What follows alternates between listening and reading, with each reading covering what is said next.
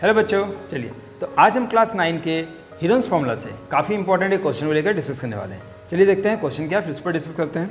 देखिए यहाँ हमारे पास क्वेश्चन इस प्रकार है कि if each side of a triangle is double, ठीक है, if each side of a triangle को अगर डबल कर दिया जाए then find the ratio of the area of the new triangle thus formed and the given triangle का ratio आपको बताना है।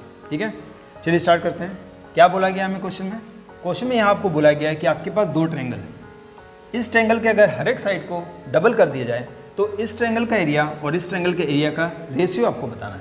ठीक है, चलिए सबसे पहले क्या करेंगे, इसके साइड को मैंने ए, बी और सी इस तरह से लेट कर लिया है। क्या किया मैंने, इस ट्रायंगल के साइड को मैंने ए, बी, सी लेट कर लिया और इसके साइड को क्या बोला गया है, डबल कर दिया गया है। दैट इज ये आपका हो जाएगा 2a, ये आपका हो जाएगा 2b और ये आपका हो जाएगा 2c। ठीक है, इस तरह से हर एक साइड को मैंने डबल कर दिया। सबसे पहले यहाँ जाते हैं। यहाँ आप जानते होंगे एस मतलब क्या होता है, सेमी पेरीमीटर। आपने पढ़ा है एस मतलब पेरीमीटर का half, that is semi perimeter. क्या फॉर्मूला है, तो आपने पढ़ा है a plus B plus c divided by 2। ठीक है, अब हम लोग हीरोन्स फॉर्मूला का यूज करते हुए, जैसा आप जानते होंगे आपने क्लास 9 में पढ़ा हीरोन्स फॉर्मूला, तो हीरोन्स फॉर्मूला का यूज करते हुए इसका ट्रायंगल का हम लोग एरिया निकालेंगे। एरिया ऑफ ट्रायंगल यहाँ निकालते हैं हम, एरिया ऑफ ट्रायंगल, इस ट्रायंगल का एरिया। तो एरिया ऑफ ट्रायंगल का फॉर्मूला होता है रूट ओवर एस माइनस ए, एस माइनस बी और एस माइनस सी, ये आपने पढ़ा है। ठीक है, एस माइनस सी, तो यहाँ मैंने लिखा। अब जैसा कि आप देख पा रहे हैं हमारे पास कोई वैल्यू नहीं है तो हम लोग यहाँ कोई वैल्यू पुट नहीं कर सकते। तो इस पूरे को मैंने कुछ लेट कर लिया, दैट इज एक्स ले लिया। ठीक है, तो इसको मान लेते हैं हम लोग एक्स। क्या किया मैंने, इस पूरे को मान लिया एक्स, यहाँ आप लिख सकते हैं एक्स लेट किया मैंने। ठीक है, और इसको मान लीजिए इक्वेशन नंबर 1। क्या किया, इस पूरे को देखिए, ये पूरे को मैंने क्या किया है, इस पूरे को मैंने एक्स लेट कर लिया। ठीक है, अब आते हैं इस ट्रायंगल में। क्या बोला गया था, इस ट्रायंगल में हमें बोला गया था कि इस ट्रायंगल के साइड को जस्ट डबल कर दिया गया है। दैट इज इसका साइड क्या हो गया, 2a, 2b एंड 2c। अब यहाँ पर अगर हम लोग सेमी पेरीमीटर निकालते हैं तो इसका सेमी पेरीमीटर को एक नया नाम देते हैं, दैट इज एस डॉट। क्योंकि यहाँ पर हमने एस दिया है तो यहाँ एस नहीं बोल सकते, दैट इज मैंने इसका नाम लिखा एस डॉट। ठीक है, अब इसमें भी हम लोग क्या करेंगे, ये सेमी पेरीमीटर है तो सब साइड्स को ऐड करके डिवाइड बाई 2 करेंगे। साइड्स क्या है हमारे पास, यहाँ है 2a प्लस 2b और 2c डिवाइडेड बाई 2। ठीक है, यहाँ से हम 2 कॉमन ले लेते हैं तो क्या बचता हमारे पास, a plus B plus c divided by 2। 2 and 2 cancel, क्या बचेगा हमारे पास, a plus B plus c. अब यहाँ पर आप थोड़ा सा ध्यान दीजिएगा। देखिए यहाँ पर s क्या था हमारे पास, a plus B plus C by 2। यहाँ पर s डॉट क्या है, a plus B plus c. मतलब अगर a plus B plus c का वैल्यू अगर सपोज अगर हमारे पास 10 हो तो 10 डिवाइड बाई 2 दैट इज 5 हो रही है। बट यहाँ पर a प्लस बी प्लस सी 10 हो जाएगा, यानी s से s डॉट क्या है, डबल है। s डॉट क्या है, s की तुलना में डबल है। क्यों, फिर से देखिए, a प्लस बी प्लस सी ये डिवाइड बाई 2 है और अगर हम a प्लस बी प्लस सी को x मतलब 10 मान ले, कोई एक नंबर कंसिडर कर ले, अगर मैंने a प्लस बी प्लस सी को अगर 10 मान लिया तो 10 डिवाइड बाई 2 दैट इज 5 आता है। बट यहाँ पर a प्लस बी प्लस सी 10 ही आएगा, यानी s डॉट s का क्या है, डबल है। दैट इज हम लोग बोल सकते हैं कि s डॉट क्या है, इज ट्वाइस ऑफ s। ये आपको समझ में आया, काफ़ी इंपॉर्टेंट, इस लाइन को ध्यान समझिएगा। फिर से देख लीजिए एक बार क्या बोला मैंने ना, s का वैल्यू क्या है, a plus B plus C by 2, जबकि s डॉट क्या है, just a plus B plus C. यहाँ बाई 2 है, यहाँ नहीं है, that is s dot s का क्या हो गया, डबल हो गया। यहाँ भी हम लोग एरिया ऑफ ट्रायंगल निकालने की कोशिश करते हैं। तो देखिए यहाँ मैंने निकाला एरिया ऑफ ट्रायंगल, इस ट्रायंगल का एरिया हम लोग निकालते हैं।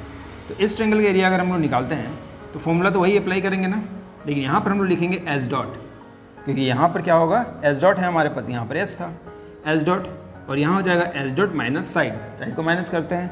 फर्स्ट साइड क्या हमारे पास 2 है, उस तरह से यहाँ भी हो जाएगा S dot minus second side क्या हमारे पास 2b, और इसी तरह से फिर क्या है, थर्ड साइड क्या है हमारे पास, तो एस डॉट माइनस 2c। ठीक है, अब इसको सॉल्व करिए फिर से। देखिए एस डॉट का वैल्यू क्या है हमारे पास, एस डॉट क्या है 2s, तो ये हम लोग यहाँ पुट कर देते हैं, ये मैंने लिखा 2s। फिर एस डॉट की जगह में लिखेंगे 2s माइनस 2a, फिर एस डॉट की जगह में लिखेंगे 2s माइनस 2b, फिर एस डॉट की जगह पे लिखेंगे 2s माइनस 2c। ठीक है, क्या किया मैंने, एस डॉट के प्लेस पर 2s पुट किया है। अब यहाँ से आप सब में से 2 कॉमन ले लीजिए, यहाँ तो 2s है, इसमें से मैंने 2 कॉमन लिया, क्या बचा s माइनस ए, यहाँ से भी मैंने 2 कॉमन लिया, क्या बचा s माइनस बी, और यहाँ से भी 2 कॉमन लिया तो बच गया s माइनस सी। यहाँ देखिए 2 2 ज़ा 4, 4 2 ज़ा 8, 8 2 ज़ा 16, तो ये हमारा हो जाएगा 16s, अंदर में क्या बचता है s माइनस ए, s माइनस बी और s माइनस सी, ये अंडर रूट है। अब जैसा कि आप जानते हैं 16 का स्क्वायर रूट क्या होता है 4, है ना, 16 का स्क्वायर रूट क्या होता है 4 हो जाता है। तो यहाँ हम लोग लिख सकते हैं ना इसको, देखिए क्या लिखा मैंने 4, ये आपका बाहर आ जाएगा क्योंकि 16 का स्क्वायर रूट 4 है। तो अंदर में क्या बचता है आपके पास, यहाँ बचता है हमारे पास फिर से s माइनस ए, s माइनस बी और s माइनस सी।